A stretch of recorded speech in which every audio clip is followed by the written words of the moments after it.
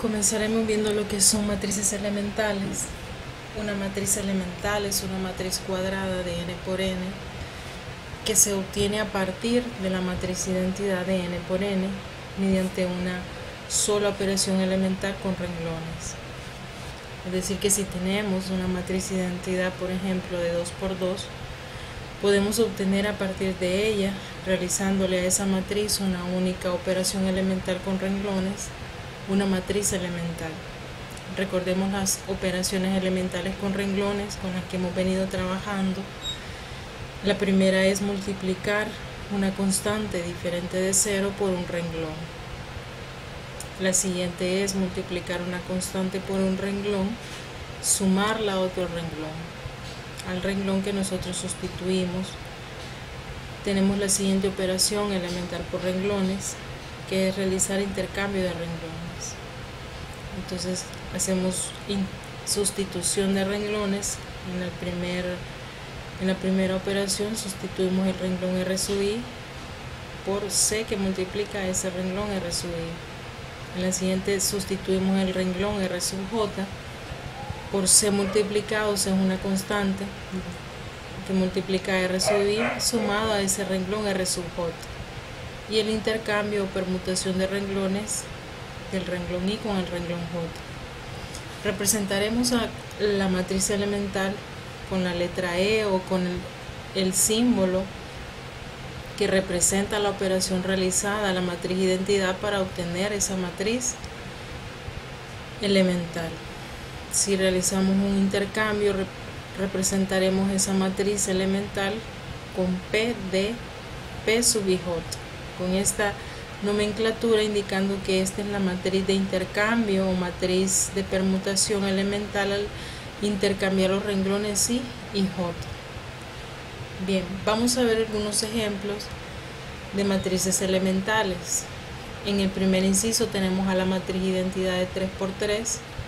Realizamos una única operación a esa matriz para obtener una matriz elemental. En este caso multiplicamos el renglón 2 por la constante 3. Entonces el renglón que cambia es el renglón 2.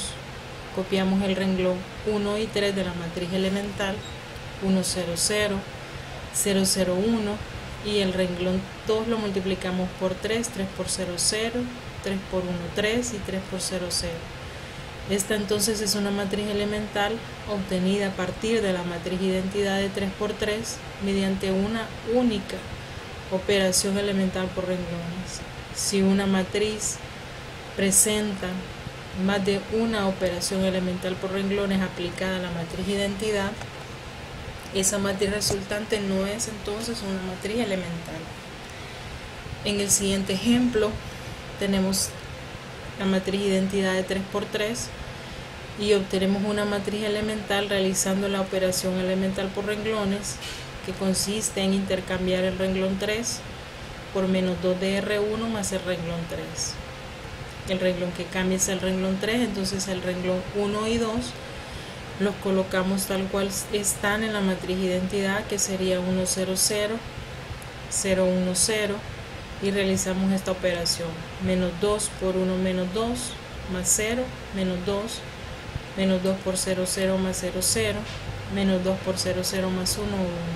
Esta también es una matriz elemental, ya que se obtuvo a partir de esta única operación elemental con renglones, representada con la letra E. En el caso del inciso A, representada con esa operación que se realizó a la identidad para obtenerla, que fue 3 por el renglón 2. En el ejemplo del inciso C tenemos nuevamente a la matriz identidad de 3 por 3 y tenemos un intercambio de renglones, que son el renglón 1 y 3. Entonces ahora el renglón 3 se convierte en el renglón 1, 0, 0, 1, el renglón 2 no cambia, 0, 1, 0, y ahora el renglón 1 va a ser el renglón 3. Tenemos entonces 1, 0, 0 aquí, 1, 0, 0. Representamos esa matriz elemental con la letra P mayúscula, subíndices 1 y 3, es decir, es la matriz de intercambio o permutación obtenida al intercambiar el renglón 1 y 3 de la matriz identidad de 3 por 3. En el inciso D tenemos la matriz identidad de 2 por 2 realizamos la operación elemental con renglones de multiplicar el renglón 1 por la constante menos raíz de 2. Copiamos el renglón 2 que no cambia, 0, 1, y realizamos esta operación, menos raíz de 2 por 1, menos raíz de 2, y menos raíz de 2 por 0, 0. Obtenemos entonces esta matriz elemental.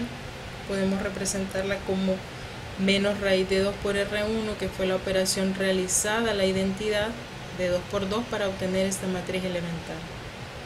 En el siguiente inciso E tenemos la matriz identidad de 2 por 2, y realizando esta única operación elemental con renglones, al renglón 2 lo sustituimos por 1R1 más R2. Copiamos entonces el renglón 1, 1, 0, y el renglón 2 cambia 1 por 1, 1 más 0, 0, 1 por 0, 0 más 1, 1. Obtenemos nuevamente a la matriz identidad.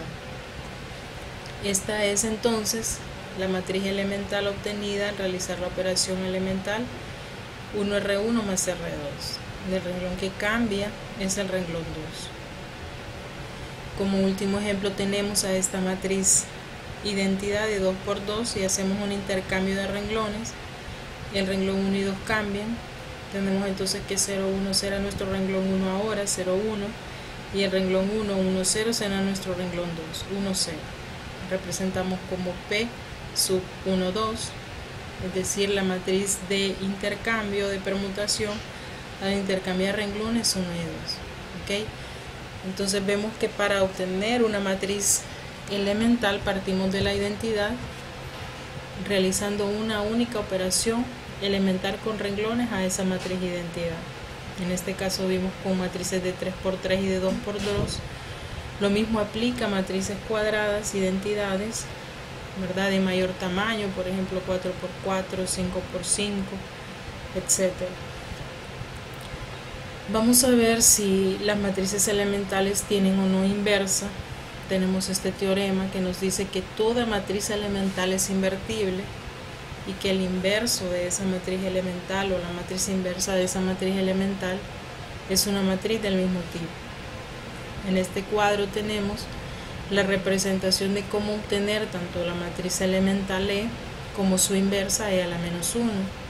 Si la matriz elemental nosotros la obtuvimos al realizar la operación de multiplicar una constante distinta de 0 por el renglón R sub i, donde i representa, ¿verdad?, el subíndice que tenga ese renglón. Entonces al multiplicar esa constante por ese renglón obtenemos una matriz elemental. Vimos también que podemos obtener una matriz elemental al multiplicar esa constante por un renglón R sub i sumada a otro renglón, el renglón que cambia es este renglón R sub j. Y vimos también que podemos hacer un intercambio de renglones donde se intercambian los renglones I y J.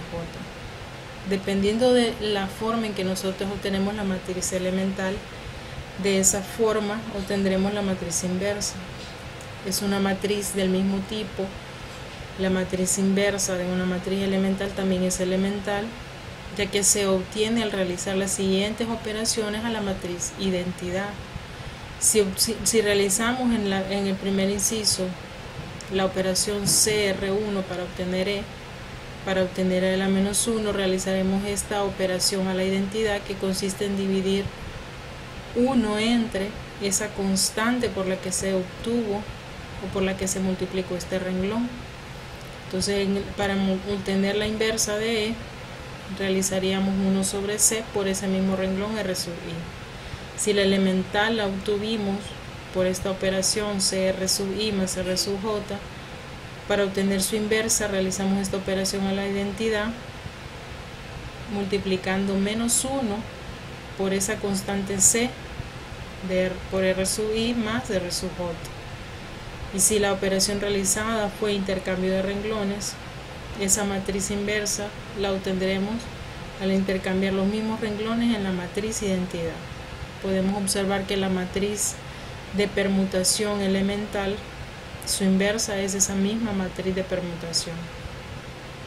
Vamos a ver estos ejemplos de estas matrices elementales.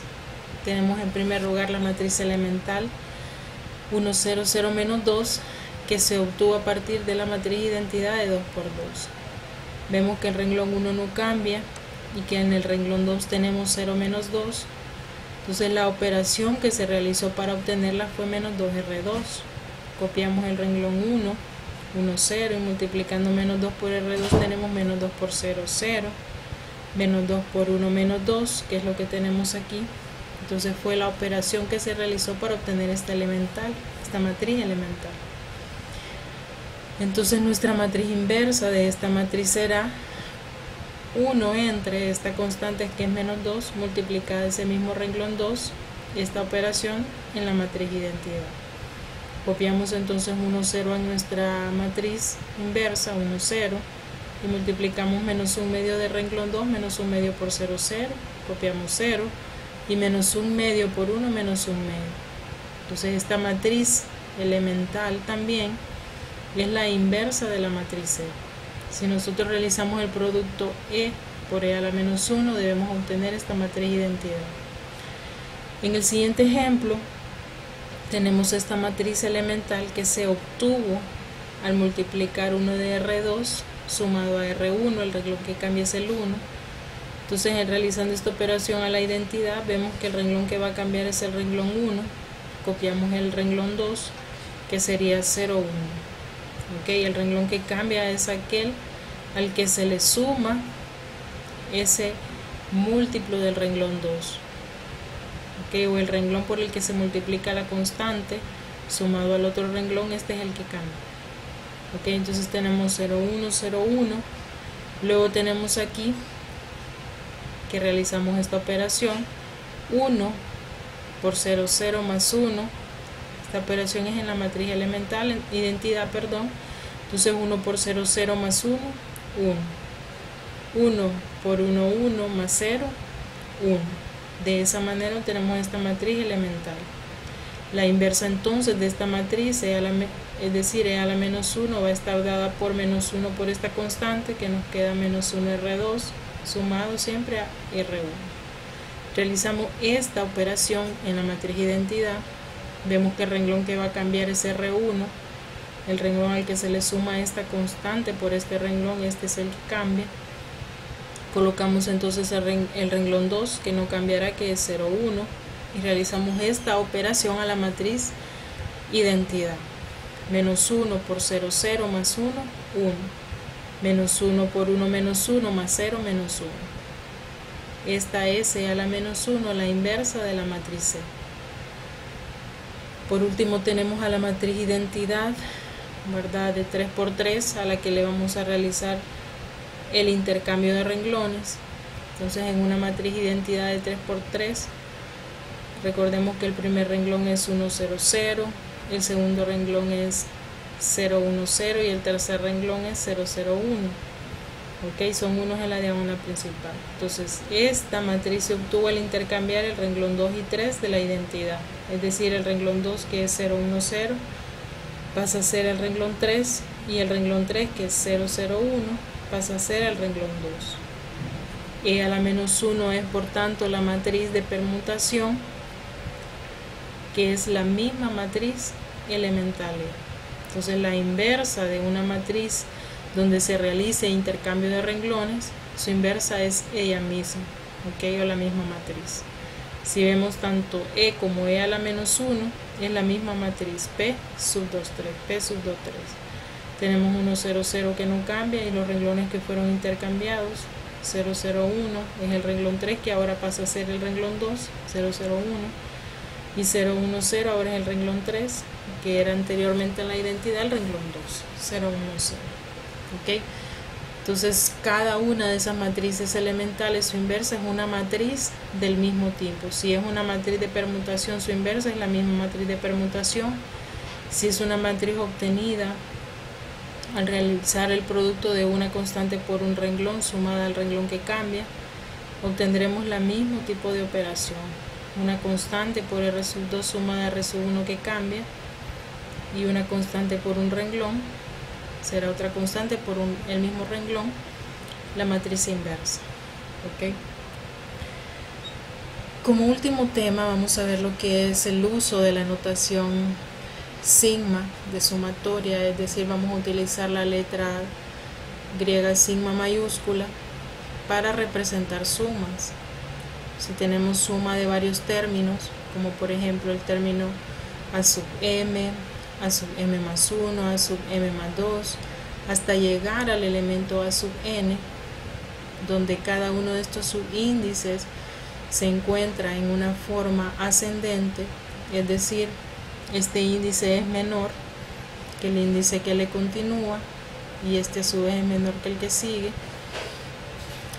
Este subíndice es menor que este y este menor que este, es decir, vamos de forma ascendente. ¿Ok? Este subíndice el mayor a todos, es decir, de menor va aumentando hasta llegar al mayor. Es decir, el índice n es mayor o igual a m en el caso de que solo tengamos un término. Entonces podemos decir que n es igual a m si aquí solo tuviésemos un término.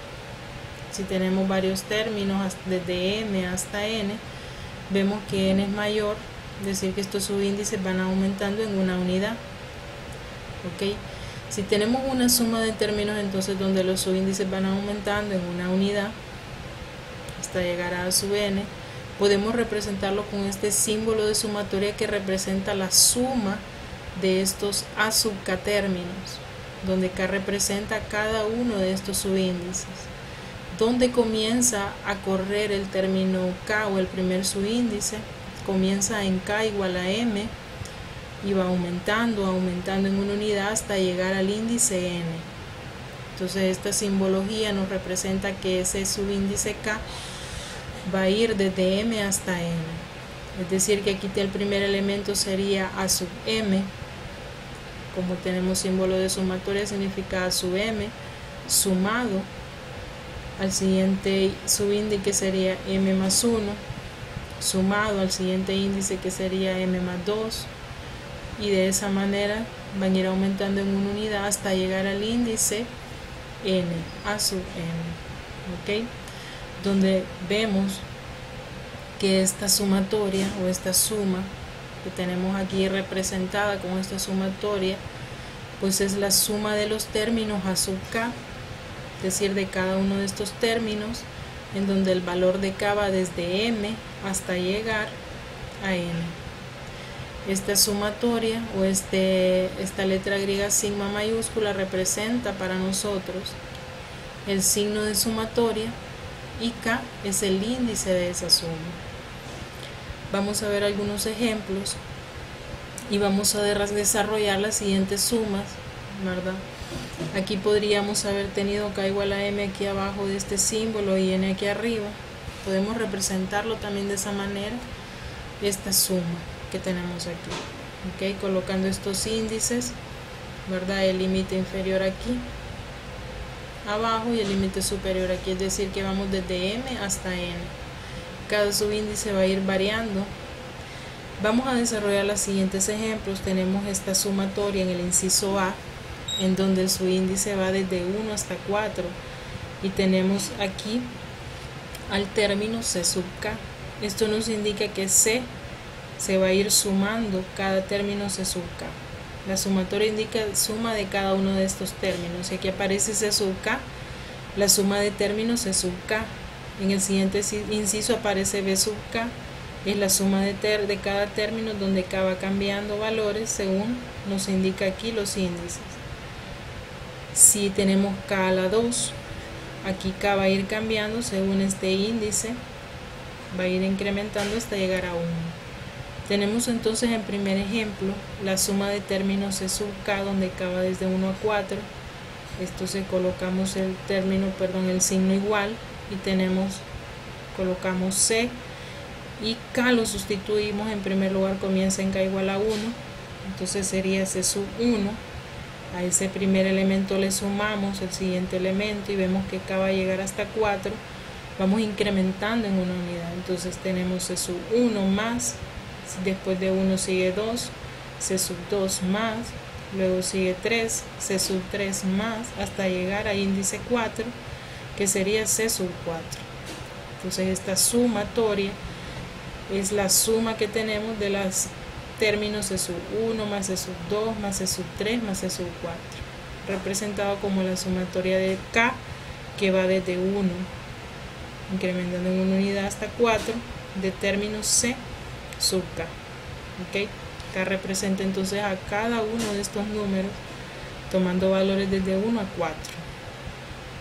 En el siguiente ejemplo tenemos la suma de términos B sub K, donde el primer término tiene subíndice 2, comenzamos entonces en B sub 2, luego K va incrementando en una unidad hasta llegar a 6, entonces tenemos B sub 2 que suma al siguiente elemento que sería B sub 3, luego K sigue en 4, luego 5 hasta llegar a 6. Tenemos entonces la suma de términos desde B sub 2 hasta B sub 6. Es lo que nos indica esta sumatoria, la sumatoria de B sub K desde 2 a 6. K toma estos valores desde 2, 3, 4, 5 y 6. Es decir, la suma de estos valores. Luego tenemos lo siguiente, ¿okay? Donde tenemos aquí estos elementos, donde K va a tomar valores, en este caso desde menos 3 a 1. ¿Okay? Tomamos entonces aquí menos 3 y tenemos que en lugar de K nosotros vamos a colocar estos valores. K toma valores de menos 3 a 1. Como K está elevado a la 2, lo colocamos en paréntesis, ya que K a la 2 nos indica que esto es K por K. Entonces K debe ir en paréntesis, aunque aquí no aparezca en paréntesis. Tenemos entonces entre paréntesis el primer término menos 3, que está elevado a la 2, y va tomando valores K desde menos 3 a 1, incrementando una unidad.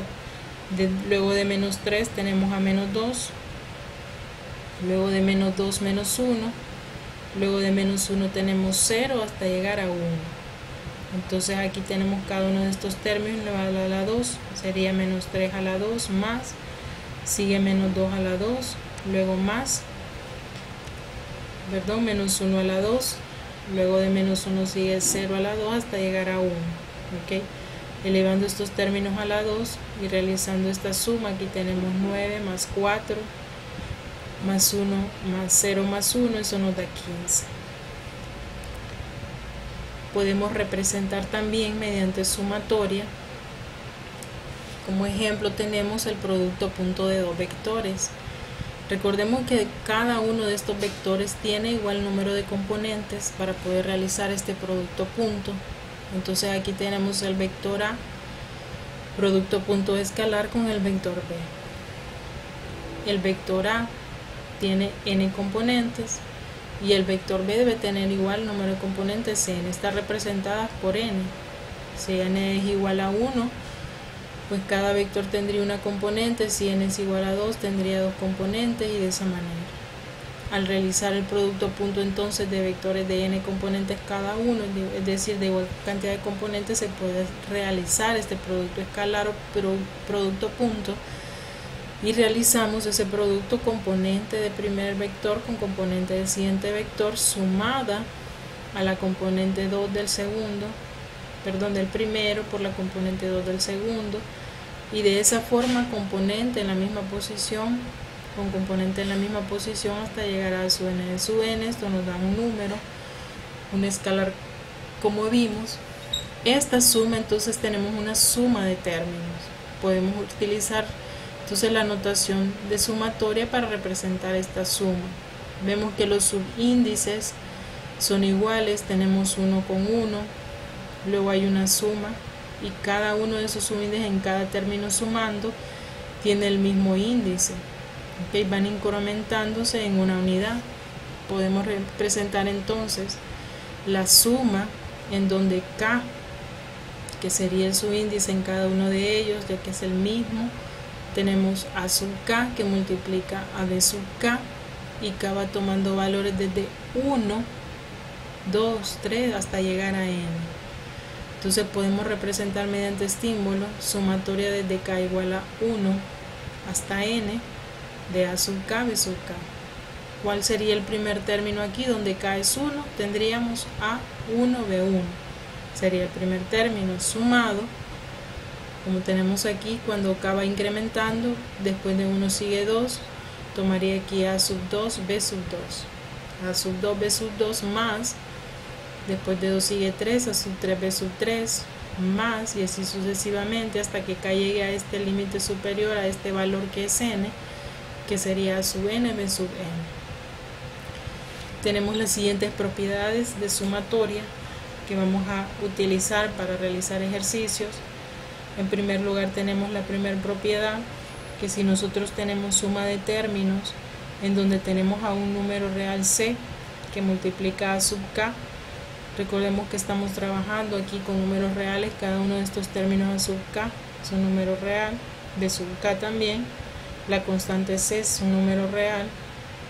Entonces si tenemos una constante que multiplica a cada uno, recordemos que a sub k representa a cada término de la sumatoria, en este caso c sub k, c multiplica a cada término de esa sumatoria, por tanto podemos sacar c y se multiplica a toda la sumatoria de términos. En la siguiente propiedad, si nosotros tenemos sumas de términos, nosotros podemos separar la sumatoria como la suma de los términos a sub k más la sumatoria de los términos b sub k. Si tenemos una resta, de la misma forma podemos separar y realizar la suma de los términos a sub k restados de la sumatoria de los términos b sub k. Este menos multiplica a cada término b sub k. Y si tenemos una suma de términos, podemos realizar la suma de estos términos. Por ejemplo, si aquí hubiesen 10 términos en esta sumatoria, si k, por ejemplo, tomase valores desde 1 hasta 10, podríamos sumar los primeros 5 términos y luego a esa sumatoria sumarle los otros 5 términos. O variar, puede ser primero 2 términos, 8 términos, de esa manera.